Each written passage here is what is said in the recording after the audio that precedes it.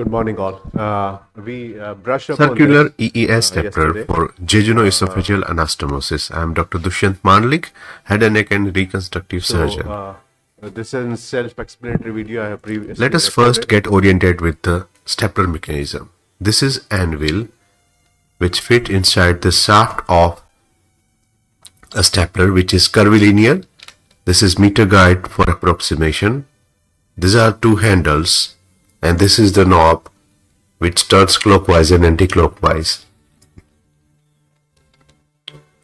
When the knob is turned clockwise, the engaged anvil is brought near to the handle.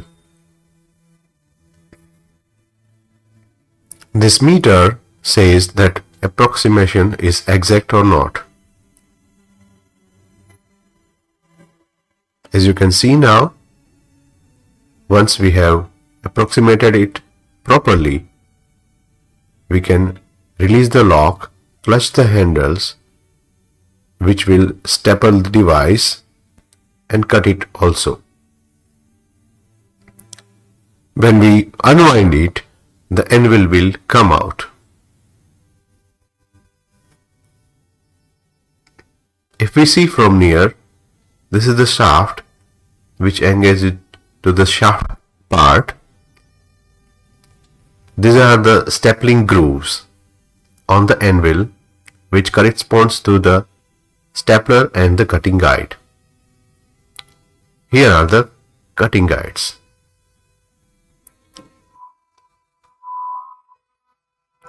This is how the anvil is put on the sharp shaft. With a click, it gets engaged. Once we turn it clockwise, the anvil is brought near to the cutting guides and the shaft.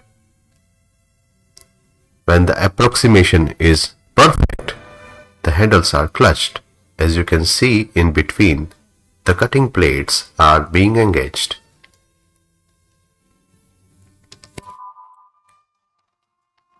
Once you turn it anti-clockwise, the anvil comes out,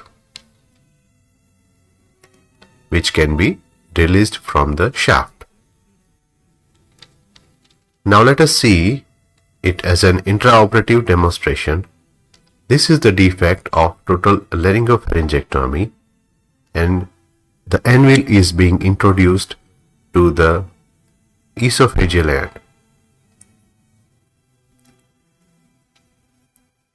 You can choose different size of the staplers according to the lumen of the bowel you want to anastomose. Once the anvil is introduced, full thickness Prolene sutures are taken to make a purse string suture around the anvil. This ensures proper full thickness anastomosis when the stapler is fired.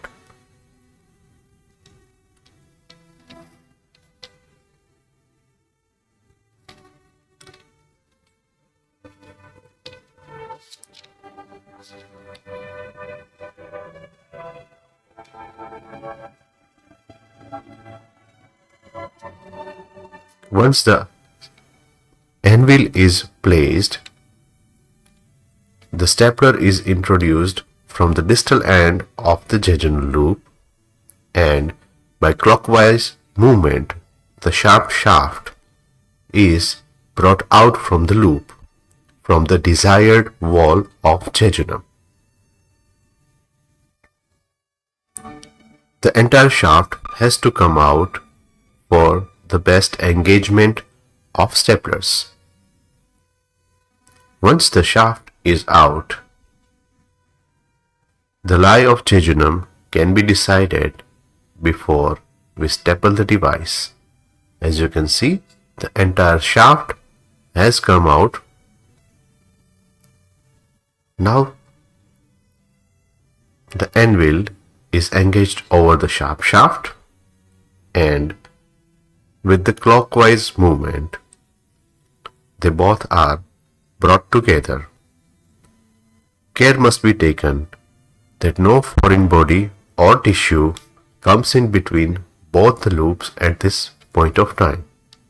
Otherwise, it will give a faulty anastomosis. As the clockwise turns are made, both of the loops come nearby.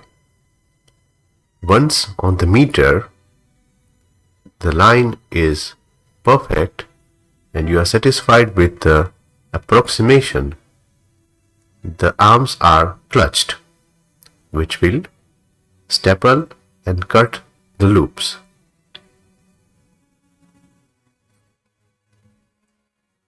Once it is confirmed, the stapler is slowly, with circular movements, withdrawn with the anvil from the distal loop.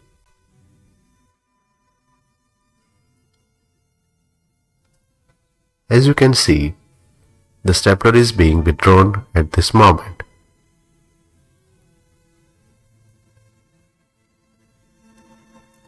You have to be very gentle in this maneuver not to give undue stress to the recently formed anastomosis. As you can see, the perfect anastomosis has been achieved. It can be confirmed by checking the circular rings of both the ends of bowel in the form of donut. As you can see here, this is the jejunal end and this is the esophageal end.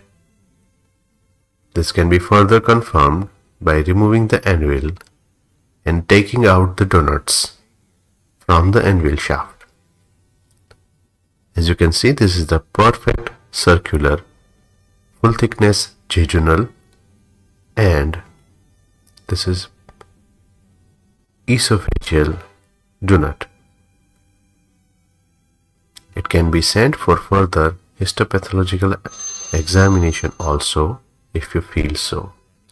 It is easy and ergonomically useful device. It saves a lot of time and the results are at par with hand-sewn anastomosis. Thank you.